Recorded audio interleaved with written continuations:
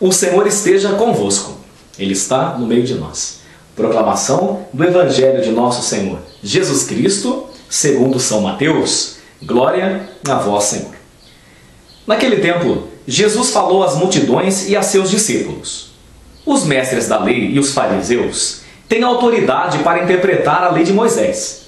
Por isso, deveis fazer e observar tudo o que eles dizem. Mas não imiteis suas ações, pois eles falam e não praticam.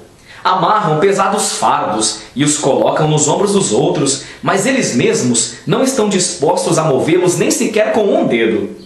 Fazem todas as suas ações só para serem vistos pelos outros. Eles usam faixas largas com trechos da Escritura na testa e nos braços e põem na roupa longas franjas. Gostam de lugar de honra nos banquetes e dos primeiros lugares nas sinagogas. Gostam de ser cumprimentados nas praças públicas e de ser chamados de mestre. Quanto a vós, nunca vos deixei chamar de mestre, pois um só é o vosso mestre, e todos vós sois irmãos. Na terra, não chameis a ninguém de pai, pois um só é o vosso pai, aquele que está nos céus. Não deixeis que vos chamem de guias, pois um só é o vosso guia, Cristo.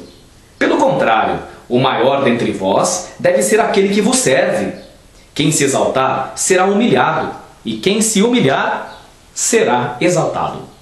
Palavra da salvação, glória a vós, Senhor. Meus irmãos e minhas irmãs, é interessante que hoje o Senhor faz uma censura, o Senhor Jesus, uma censura muito séria aos fariseus, às pessoas que estavam acostumadas a lidar com a lei, né? Inclusive no texto original, no texto em grego, o Senhor Jesus fala assim para eles: olha, vocês estão sentados na cátedra de Moisés. Só que vocês falam que deve ser feito, mas fazer mesmo vocês não fazem. Vocês gostam de dificultar a vida das pessoas. Ao invés de vocês pregarem a palavra de Deus para libertar as pessoas, vocês as prendem mais. Vocês amarram fardos e cestos pesados nas costas dos outros e vocês não movem nem com o dedo só. É uma censura que Jesus faz a essa gente perita na lei, essa gente que era doutora, essa gente que lidava com a palavra do Senhor, mas que não procuravam vivê-la. É interessante, minha gente, porque não são poucas as vezes em que Jesus Cristo, no Evangelho, sobretudo de Mateus, ele chama os fariseus, os escribas, os mestres da lei, as autoridades da época, de hipócritas. Eu acho que todos nós, alguma vez na vida, sobretudo quem sabe no momento de cólera, já usamos essa palavra hipócrita, né? Só que as pessoas usam a palavra hipócrita, que Jesus usa para definir a atitude farisaica, a atitude dos fariseus, dos mestres da lei, a gente usa sem saber de onde é que essa palavrinha veio, né? E é interessante porque aí a gente vai perdendo sentido. Por isso eu gosto muito de etimologia. A gente estuda a origem das palavras e elas, vamos dizer assim, a gente quebra o encanto, o mistério que tem sobre ela e passa a usar melhor. Então, a palavra hipócrita vem de hipocrité, do grego. E hipócritas, né, no plural, era o nome que se dava aos atores e atrizes que participavam dos teatros gregos. Então você deve se lembrar que o símbolo do teatro geralmente está associado a quê? A uma máscara, não é verdade? Por quê? Porque os atores e as atrizes gregas no teatron, que gerou a palavra teatro em português, fingiam ser um personagem utilizando-se de uma máscara. E aí, com o passar do tempo, como o ator é aquele que finge ser alguém que ele não é, claro que pelo bem da arte, né? E louvado seja Deus pelo talento de atores e atrizes. Inclusive João Paulo II gostava muito de teatro, apoiou muitos jovens nessa área. É uma grande graça quando a serviço do bem, o dom que o ser humano tem de interpretar, né? Mas com o passar do tempo, veja bem, esse lance de hipócrita ficou associado a gente falsa, a gente fingida, que finge ser alguma coisa que ela não é. E Jesus Cristo então usou essa palavrinha para chamar essa atitude deles aí, em Mateus, seus hipócritas. Por quê? Porque eles viviam fingindo ser uma coisa, uma pessoa, que eles não eram. Então, para que serve a palavra do Senhor Jesus nesse domingo para mim e para você? Para muita coisa. E uma primeira delas, para nos libertar do vício que nós temos de fingirmos ser alguém que nós não somos diante das pessoas, só para ficar bem na fita, como dizem os jovens. Eu fico muito triste, muito entristecido quando recebo muitos jovens no meu confessionário dizendo: ai padre, esse final de semana pela primeira vez eu bebi. Ah padre, olha, esse final de semana eu usei maconha. Esse outro dia eu experimentei cocaína. E quando eu pergunto: mas você experimentou maconha, cocaína e começou a beber porque você gosta? Geralmente eles respondem: não. Por que eles começam a fazer isso? Para ficar bem na fita, né? E como dizem, a turma brinca, it's us on DVD, agora somos nós no DVD, né? On the tape, na fita. Não, nós não podemos ter alguma coisa só para ficar bem na fita com os homens. Nós temos que aprender que é importante que nós estejamos bem aos olhos de Deus e não diante dos olhos dos homens. Vocês estão me assistindo nesse momento, têm filhos, ou então você é um adolescente, um jovem, que já teve experiência e oportunidade de experimentar uma cocaína, oportunidade de fumar uma maconha, oportunidade de começar a beber, de fumar um cigarro. Por que a pessoa começa a fumar um cigarro? Porque ela gosta? Não, porque senão ela não é aceita pelo grupo. E gente, Jesus Cristo está falando para nós esse final de semana que a coisa mais triste no mundo é a gente ficar fingindo ser o valentão, o descolado, o azarador, o garanhão da turma, só para ficar bem na fita. Isso traz muita dor e doença para dentro da gente. São as famosas psicopatologias, isso é, doença do corpo e da alma. As pessoas têm que gostar de nós por aquilo que nós somos, com as nossas qualidades, e Deus nos deu muitas, mas também com os nossos defeitos, com a nossa timidez. Tem gente que começa a beber no grupo, na roda, muitos jovens e adolescentes, para ficar mais descolado, que percebe que depois da primeira latinha, da segunda latinha, da terceira latinha de cerveja, ou de vodka, a garrafa de vodka, fica mais descolado. Mas para quê? Então você está sendo covarde, porque você não está sendo você mesmo. Aí sim você está sendo um hipócrita. Você está fazendo as suas ações, e olha que nem são ações boas, né? Fazendo suas ações para ficar bem com os homens. E gente, antes de nós ficarmos bem com os homens, nós devemos ter a única preocupação de estarmos bem com o nosso Deus. Eu fiquei muito triste também, essas 2 semanas que passaram, de ver muitos jovens, e sobretudo 2 deles, que acabaram sendo presos. E a mãe chorando. Por que foram presos? E a avó desesperada, a avó católica. Por que isso aconteceu? Porque o carinha não estava sendo ele mesmo. Muitos deles vieram conversar comigo, e um deles veio conversar comigo falando: ai padre, eu fiz tudo isso, eu roubei, eu trafiquei, porque eu queria impressionar os meus amigos. Mas agora na cadeia, cadê os amigos? Eu conheço um daqui do meu bairro, da minha paróquia, que foi preso com os amigos, entre aspas, amigo da onça. E depois que ele foi preso, na hora que ele foi para a cadeia, todo mundo tirou o corpo fora, ele foi o laranja, o otário da história. Que triste fazer isso. Passar a vida inteira interpretando um personagem por carência afetiva. Por isso eu falo para vocês, minha gente, e falo isso porque todos nós já tivemos essa tentação, em algum momento da nossa vida, dentro ou fora da igreja, de ficar em cima do palco interpretando. Eu falo uma coisa para vocês, olha, ficar em cima do palco interpretando um papel que não é nosso, cansa. Chega um dia que você não aguenta mais. Interpretar só para ser aceito nos cansa. Não adianta. Isso quando dentro da igreja não tem aqueles que, nossa, parece que tem uma auréola na cabeça, né?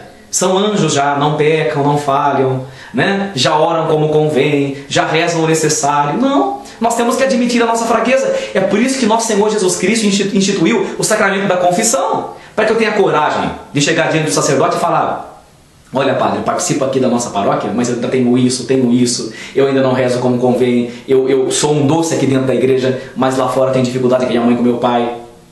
Eu acho que uma vez eu contei para vocês, inclusive aqui na internet, né? Quando adolescente, comecei a pregar na minha comunidade, né? Na nossa igreja, eu era adolescente novo, né?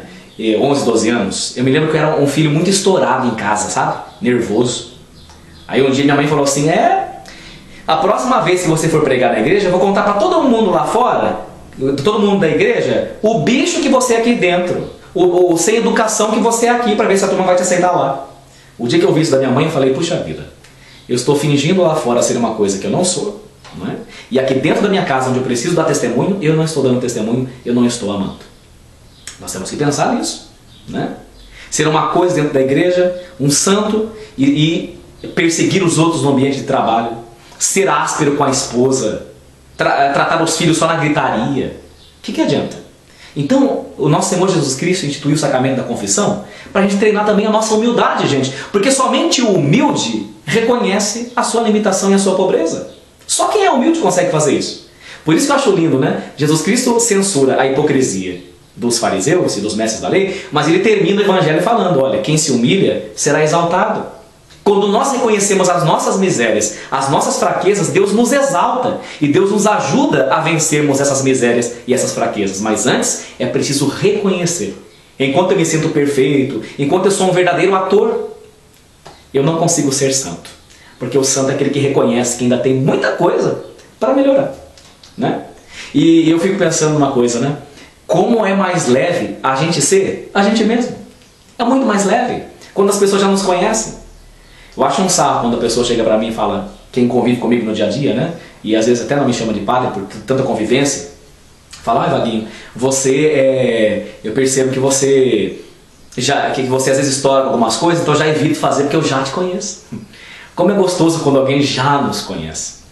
Como é gostoso estar diante de pessoas com as quais e para as quais nós não precisamos usar máscara. Como é mais leve ser a gente mesmo. Eu brinco com o povo que a gente tem que perder esse costume, sabe? De levantar cedo, tomar banho, escovar o dente, passar um gel no cabelo, para quem ainda tem, né? E colocar nossa máscara para ir para o trabalho. Não! Quem usa máscara são os atores gregos, são os hipócritas. Sejamos nós mesmos. Isso é muito importante. Eu gosto muito de uma música brasileira, deve ser MPB, uma música popular brasileira, que fala assim, olha, a pior mentira é aquela que a gente conta para nós mesmos. Mentir para nós mesmos não adianta. Às vezes eu encontro pessoas por aí, na orientação espiritual, na confissão, eu pergunto, você vai à missa? A pessoa responde, ai padre, eu não vou porque não dá tempo, sabe? E na última, por exemplo, choveu muito. Não, para de mentir para você mesmo, admita, eu não vou porque, infelizmente, eu ainda não estou convencido de que a missa é importante para mim, para minha santificação. É muito mais bonito você falar isso do que ficar criando um monte de subterfúgios e um monte de desculpa. Para terminar a nossa meditação, essa frase de Jesus Cristo assim, ó, eles falam, mas não praticam, eles prometem, mas não fazem, é muito séria para nós, que Jesus está falando que nós, os cristãos, temos que ser as testemunhas do mundo. Se você não testemunhar a sua fé e a sua igreja, quem vai testemunhar? É você que Jesus Cristo colocou lá no seu colégio, na sua escola, para ser testemunha. Sou eu que tenho que ser testemunha no meu bairro. Não é o seu vizinho que não vai à igreja que vai começar, então começa você a mudar o mundo. A gente vive tentando mudar as pessoas, mas nós temos que aprender que a mudança do mundo, do planeta Terra, começa em nós. Eu me lembro uma vez, eu estava no seminário e tinha um moleque lá muito revolucionário, sabe? Tinha estudado filosofia.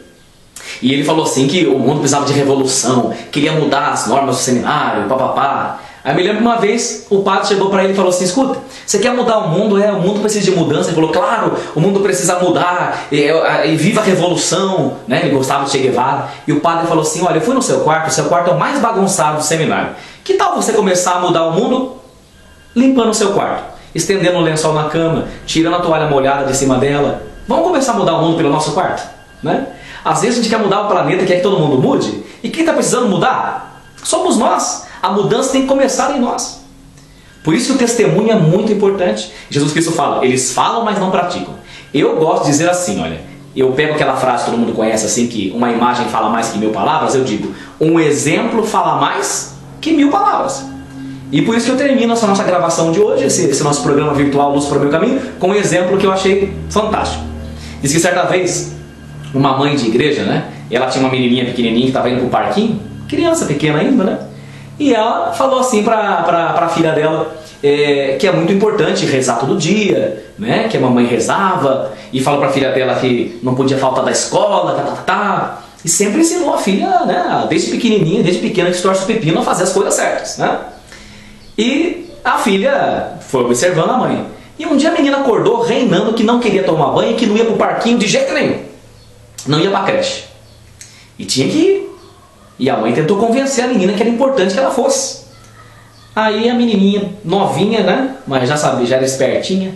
Ela falou assim, eu não vou, mãe, eu não vou. Aí a mãe falou assim, mas o que eu vou falar para a professora?